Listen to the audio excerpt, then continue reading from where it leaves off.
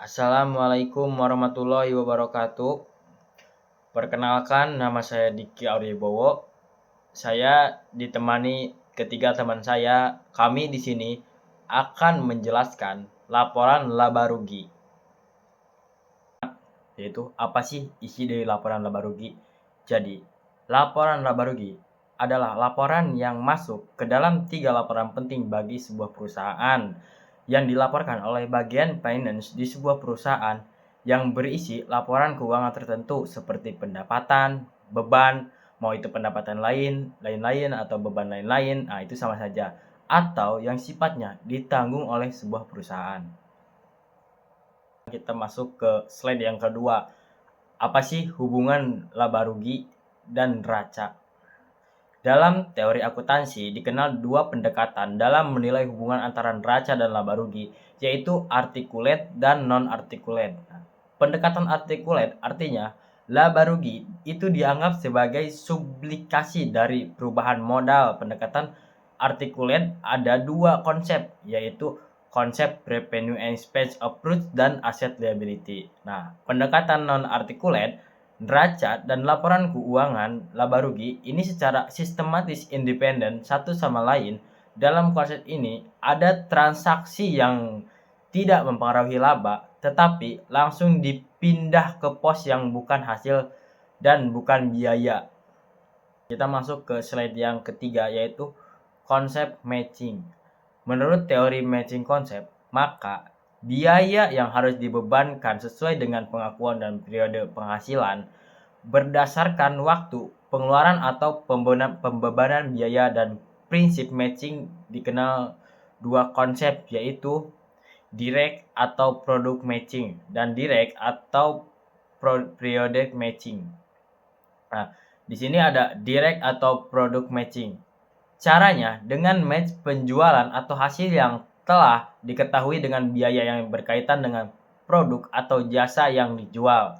Nah, dan indirect atau periodic matching dilakukan antara hasil penjualan produk dan jasa yang diperoleh dengan seluruh biaya yang dikeluarkan atau dibebankan selama periode di mana digunakan bukan berdasarkan waktu perolehan atau pembayaran tertentu.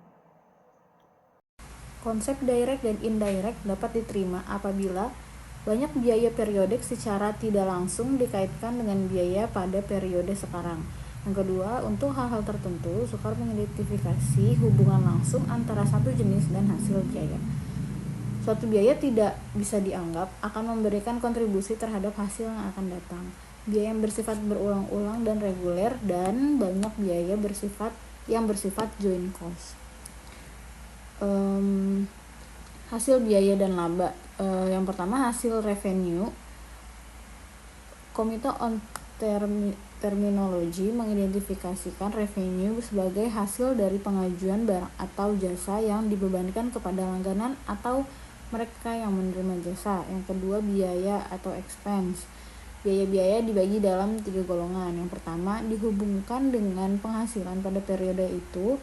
Yang kedua, dihubungkan dengan periode tertentu yang tidak dikaitkan dengan penghasilan. Dan yang terakhir, tidak dapat dikaitkan dengan biaya manapun karena praktis. Dan yang ketiga ada gain and loss. FASB mengidentifikasikan accounting income atau laba akuntansi sebagai perubahan dalam ekuitas atau net asset dari satu entity selama satu periode tertentu yang diakibatkan oleh transaksi dan kejadian atau peristiwa yang berasal bukan pemilik. Saya Alvin Agustina. Di sini saya akan menjelaskan untuk slide ke-7 apa itu pengukuhan penghasilan. Pengukuhan penghasilan itu adalah suatu penghasilan yang akan diakui sebagai penghasilan pada periode kapan kegiatan utama yang perlu untuk menciptakan dan menjual barang dan jasa itu telah selesai. Sedangkan pengakuan pendapatan itu atau revenue recognition merupakan penghasilan yang timbul sama aktivitas normal dari suatu entitas. Jadi intinya pengakuan pendapatan itu adalah kapan perusahaan boleh mencatat uang masuk sebagai pendapatan di laporan keuangan mereka. Kalau menurut PSAK 23, pendapatan baru boleh diakui kalau semua kegiatan utama untuk membuat dan menjual barang atau jasa itu udah selesai. Jadi misalkan barang udah dikirim ke pembeli atau jasa udah diberikan, baru pendapatannya dicatat. Kemudian untuk pendapatan sendiri adalah semua pemasukan yang didapat perusahaan dari aktivitas utamanya selama satu periode sebelum dikurangi biaya lain. Jadi selama perusahaan menjalankan bisnis utamanya dan dapat pemasukan, itu disebut pendapatan menurut PSAK 23.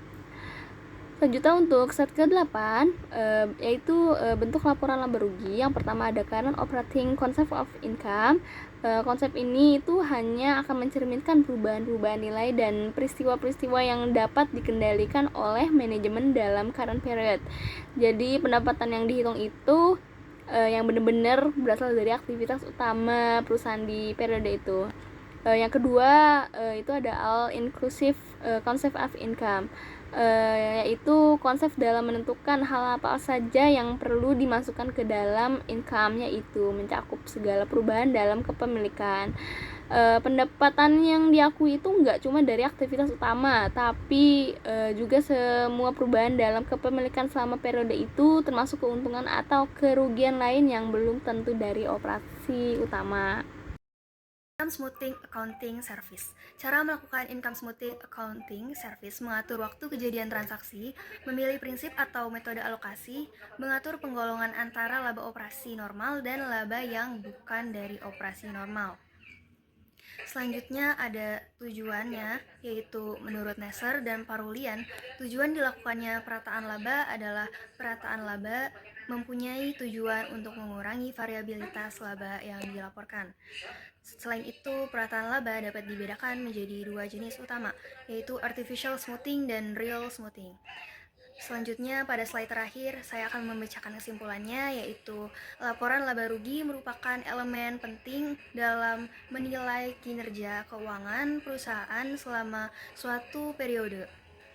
Pendekatan articulate lebih banyak digunakan karena mampu menghubungkan laporan laba rugi dengan neraca secara menyeluruh, sehingga memberikan gambaran keuangan yang lebih lengkap.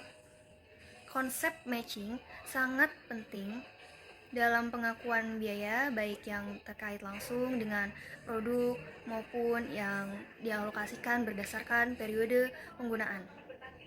Penyajian laporan laba rugi dapat menggunakan pendekatan current operating income yang fokus pada aktivitas utama perusahaan, atau all inclusive income yang mencangkup semua pendapatan, termasuk transaksi insidental.